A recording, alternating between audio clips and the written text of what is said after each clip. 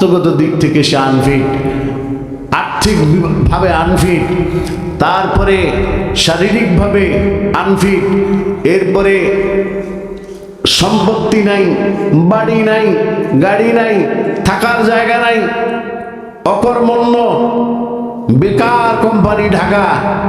এই ধরনের ছেলের কাছে একজন অন্ধ মানুষও তার মেয়ে বিয়ে দিতে রাজি হয় না। কথা ঠিক কিনা?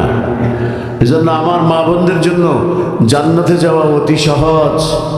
তারা যদি আল্লাহ পাকের উপর ঈমান আনে আর আল্লাহর সাথে কাউকে শরীক না করে, চুরি না করে, জিনা না করে, 5 ওয়াক্ত নামাজ আদায় করে, রমজান মাসে রোজা রাখে, আর স্বামীর খেদমত করে, স্বামীর মালের হেফাজত করে, নিজের সন্তানের পরিচর্যা করে, আল্লাহ রাসূল বলেন তারা এই আমলগুলো করলেই তাদের জন্য জান্নাতে যাওয়ার রাস্তা সহজ হয়ে যাবে। সুবহানাল্লাহ। আমার ভাইরা, আমাদের আপনাদের সকলের আম্মাজান হযরতে হাওয়া আলাইহিস সালাম তাকে ধোঁকা দিয়ে ফেললো, বললো এই গাছের ফল যদি খেতে পারো তাহলে কিন্তু তোমরা চিরজীবন জান্নাতে থাকতে পারবা। এই জন্য আল্লাহ নিষেধ করেছেন তোমরা খেয়ে ফেলো, খেয়ে ফেললে থাকতে পারবা, না খেলে কিন্তু একসময় বের করে দিবে। এই কথা বলার পরে বিবি হাওয়া খেয়ে ফেলেছেন। কিন্তু এখানে একজন ফেরেশতা হযরত জাকারিয়া রাহমাতুল্লাহি আলাইহি ওনার ফাজাইলে হাজ কিতাবের মধ্যে লিখেছেন যে হাদিসের বরাত দিয়ে যে এখানে আল্লাহ তাআলা একজন ফেরেশতা নিযুক্ত করেছিলেন, ফেরেশতা যেন এই জায়গা থেকে না নড়ে। কেন? আদম এবং হাওয়া যেন এখানে আসতে না পারে, এই জন্য ওনাকে বলা হয়েছিল। আমার ভাইয়েরা, ফেরেশতা শত শত বছর, হাজার হাজার বছর পার করে দিয়েছে, কিন্তু একবারের জন্য আদম হাওয়া দুজনের একজনও কখনো এদিকে তাকায় না, চুপিও দেয় না। ফেরেশতা মনে করলো যে এত লম্বা সময় যখন আসে নাই, আদম হাওয়া আর এখানে আসবে না, আমি একটু জান্নাতের এদিক সেদিক ঘুরে ফিরে আসি। হযরতে হাওয়া দেখলেন ওই গাছের নিচে পাহারাদার ফেরেশতাও নাই, তিনিও খেয়ে ফেললেন। খাওয়ার পরে সঙ্গে সঙ্গে হযরতে হাওয়া আলাইহিস সালামের গায়ের কাপড়গুলো খুলে পড়ে গেল। আল্লাহ রাব্বুল আলামিন বলতেছেন, কামটা করলা কি? আমি আল্লাহ রাব্বুল আলামিন তোমাদেরকে না নিষেধ করেছি ওই গাছের কাছে যাইয়া ওই গাছের ফল যেন তোমরা না খাও।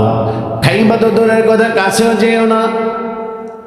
এবার আদম আলাইহিস সালাম আসলেন, আসার পরে পুরুষদের সম্মান বেশি, ইজ্জত বেশি, পুরুষদের জ্ঞানও বেশি, পুরুষরা কোনো সিদ্ধান্ত নিতে অনেক ভেবে চিন্তে নেয়। কথা ঠিক কিনা?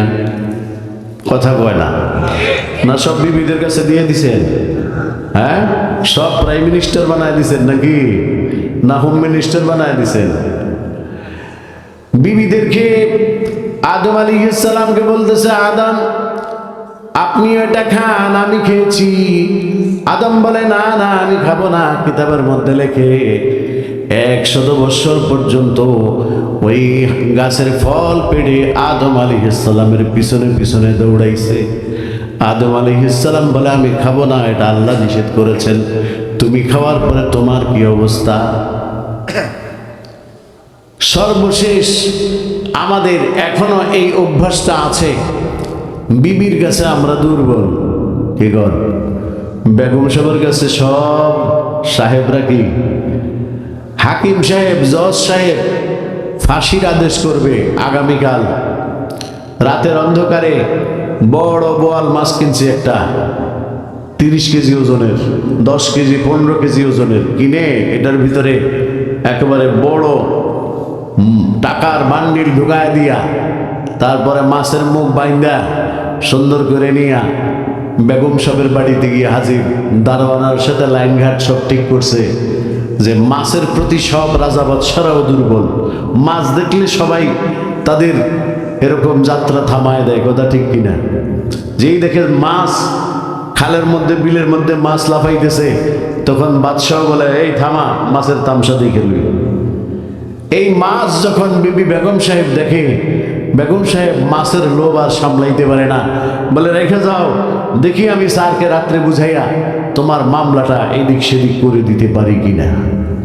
তাহলে কামটা স্বার্থ হয় কারে দিয়া? বেগম সাহেবরে দিয়া। শয়তানের এটা বাপটা বুঝছে ভালাই, তাই না?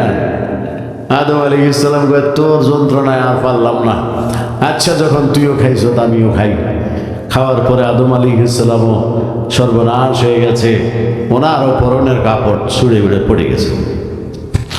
এটা কোরআনের কথা, কারো বানানো কথা না। আদম আলাইহিস সালামকে আল্লাহ পাক বেহেশত থেকে যে বের করে দিয়েছেন, এটা কিন্তু শয়তানের মতো বের করেন নাই। শয়তানকে যেভাবে বলছে উখরুজ মিনহা ফাইন্নাকা রাজিম, আমার বেহেশত থেকে এখন বের হয়ে যাবি, তুই হলি চিরদিনের জন্য অভিশপ্ত, লানত প্রাপ্ত, তোর সাথে আর আমার কোনো কম্প্রোমাইজ নাই, আমার কোনো নেয়ামতের সাথে তোর কোনো সম্পর্ক থাকবে না, আমার বেহেশত থেকে এখন বের হয়ে যাবে। আর আদম আলাইহিস সালামকে কি করেছেন? আল্লাহ রাব্বুল আলামিন দুইজন রহমতের নূরের ফেরেশতাকে বললেন, তোমরা দুইজন যাও, আমার আদম এবং হাওয়াকে সসম্মানে জমিনের মধ্যে নামায় দিয়ে আসো। সুবহানাল্লাহ। দুইটা কি এক জিনিস হলো? বেহেশত থেকে দুইজনই বের হয়েছে, কিন্তু হযরতে আদম আলাইহিস সালামের কথা বলা হয়েছে। আদম আলাইহিস সালামকে শ্রীলঙ্কার পাহাড়ের মধ্যে এনে শ্রীলঙ্কার পাহাড়ের উপরে ওনাকে নামায় দিয়েছেন। যে পাহাড় এখনো সেই আদম পাহাড় পৃথিবীতে আছে, এটা কারো গাল গল্প নয়, কারো অলিক কল্পনা নয়। আপনি গেলে ইন্ডিয়াতে এখনো দেখতে পাবেন, এই ইন্ডিয়াতে সেই পাহাড় লাখো লাখো মানুষ প্রতি বছর, হাজারো মানুষ সেটা পরিদর্শন এবং প্রদর্শনের জন্য এবং সেটাকে দেখার জন্য যেয়ে থাকে। কিতাবের মধ্যে লিখেছে ওই আদম আলাইহিস সালাম এত লজ্জিত হয়েছেন, এত লজ্জিত হয়েছেন, হযরত আদম আলাইহিস সালাম এক পায়ের উপরে দাঁড়াইয়া 40 বছর কাটাইয়া দিছে। সুবহানাল্লাহ। কয় বছর? কয় পায়ের উপরে? এক পায়ের উপরে। একটা পায়েরই ছাপ পাওয়া যায় পাথরের উপরে। মানুষের পাও দুইটা, ছাপ পাওয়া যায় কয়টা? এই ছাপ যে পাওয়া যায়, ওখান থেকেই ঐতিহাসিকগণ লিখেছেন যে আদম আলাইহিস সালাম আল্লাহ তাআলার দরবার থেকে পৃথিবীতে এসেছেন এই লজ্জায়, এই শরমে। আদম আলাইহিস সালাম কত বছর? 40 বছর পর্যন্ত এক পায়ের উপর দাঁড়িয়ে আল্লাহ তাআলার দরবারে তওবা করেছেন, লজ্জায় একবারের জন্য আকাশের দিকে তাকায় নাই। সুবহানাল্লাহ। আর আমরা জীবনে কত গুনাহ করি, একা করি, নির্জনে করি, রাতে করি, দিনে করি, বন্ধু বান্ধব সহ করি, সজনে করি, নির্জনে করি, কত গুনাহ করি, আর চক্ষু বন্ধ করে বলি আমার কেউ দেখে নাই। আল্লাহ রাব্বুল আলামিন বলে, বান্দারে আইনামা তাকুনু ইউদরিকুমুল মাউত। মৌত একটু ভয় পা, যেখানেই থাকস না কেন তোকে মৌত ধরবে। ইন্নাল্লাহা মাআকুম আইনামা কুনতুম। মৌতের আগে ভাবো, মৌতের চিন্তা করো, তুমি যেখানেই থাকো না কেন আমি আল্লাহ কিন্তু তোমাকে দেখি। ইন্নাল্লাহা মাআকুম, নিশ্চয় আল্লাহ তোমাদের সাথে, তুমি যেখানে থাকো। আইনা মা কুনতুম, এই কথা কোন মানুষের বানানো না, আল্লাহ পাকের। সুবহানাল্লাহ। আল্লাহ বলেন তুমি যেখানেই থাকো আমি দেখি, যেখানেই থাকো আমি শুনি, যেখানেই থাকো আমি তোমাকে ফলো করি। তারপরেও আমি দুইজন ফেরেশতা তোমাদের কাঁধে দিয়ে দিয়েছি।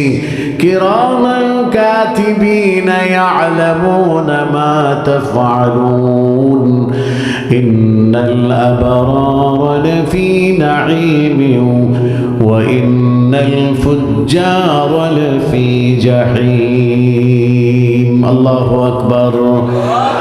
আমার ভাইরা, আল্লাহ রাব্বুল আলামিন বলে, বান্দারে আমার তুমি যে আরেকজনের ক্ষেতের পানি চুরি করেছো রাত্রে, তুমি মনে করেছো কেউ দেখে নাই, তোমার কাঁধের দুইজন ফেরেশতা কিন্তু দেখেছে, আমি আল্লাহও দেখেছি। সুবহানাল্লাহ।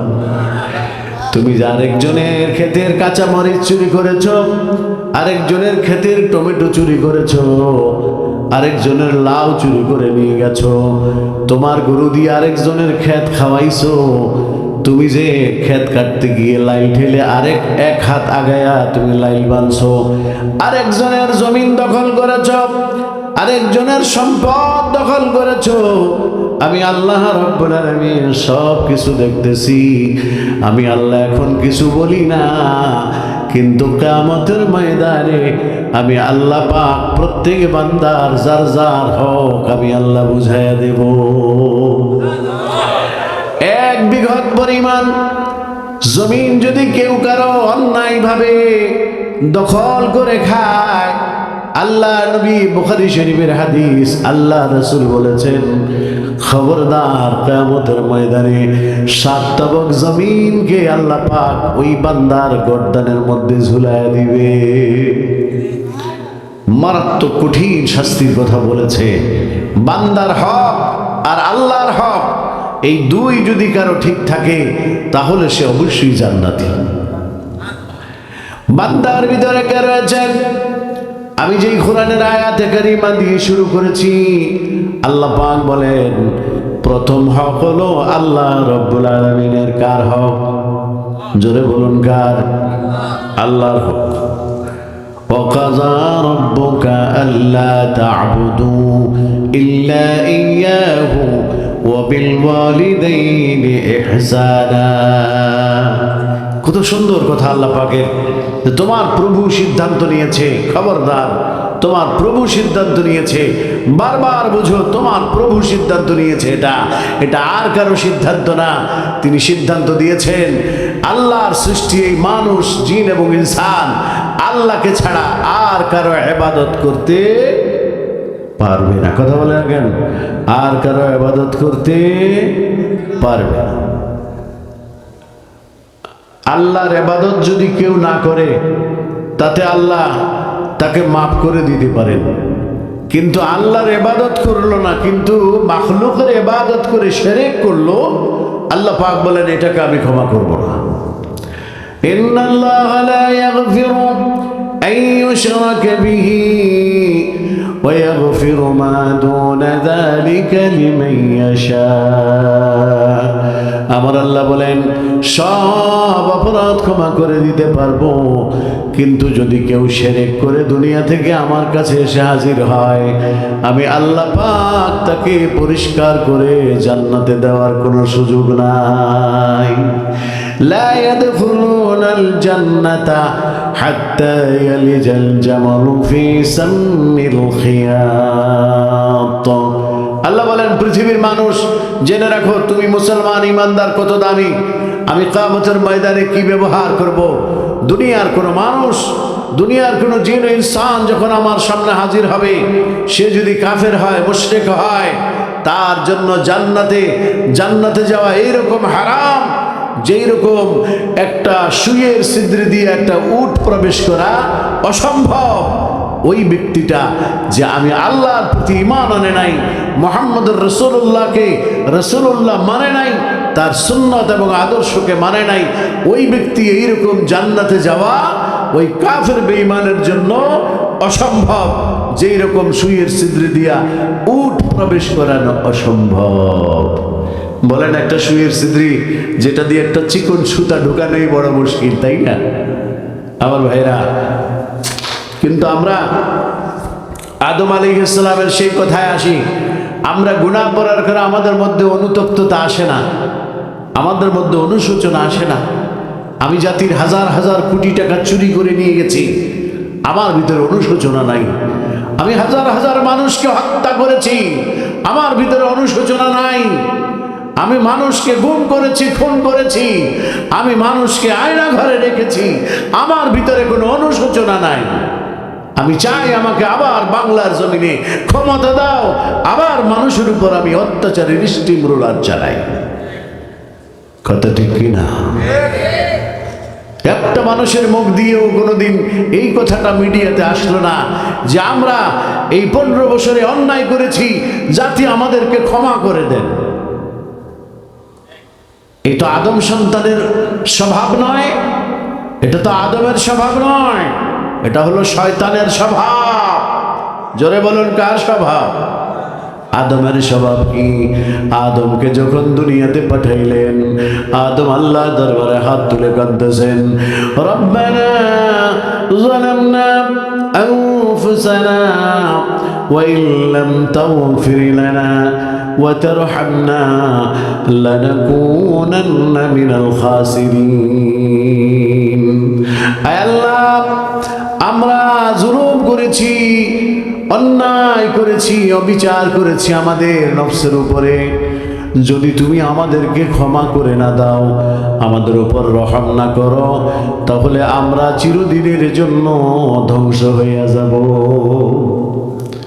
আদম আলাইহিস সালাম দোয়া করতেছেন আর কাঁদতেছেন, দোয়া করতেছেন আর কাঁদতেছেন।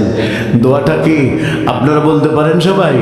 আমার সাথে বলুন তো, রব্বানা যালামনা আনফুসানা ওয়া ইল্লাম তাগফির লানা ওয়া তারহামনা লানাকুনান্না মিনাল খাসিরিন। আমার নবী কয়, যদি আমার কোনো উম্মত অন্তরের অন্তঃস্থল থেকে তওবার নিয়ত করে জীবনের সব গুনাহকে স্মরণ করে আল্লাহর দরবারে হাত তুলে যদি দোয়া পড়ে, আল্লাহ পাক আমার উম্মতের পুরো জীবনের গুনাহগুলো মাফ করে দিতে পারেন। অন্যায় করার পরে যদি আল্লাহর কাছে কেউ মাপ চায়, আল্লাহ বলেন আমার সবচেয়ে বড় খুশির বিষয় আমার বান্দা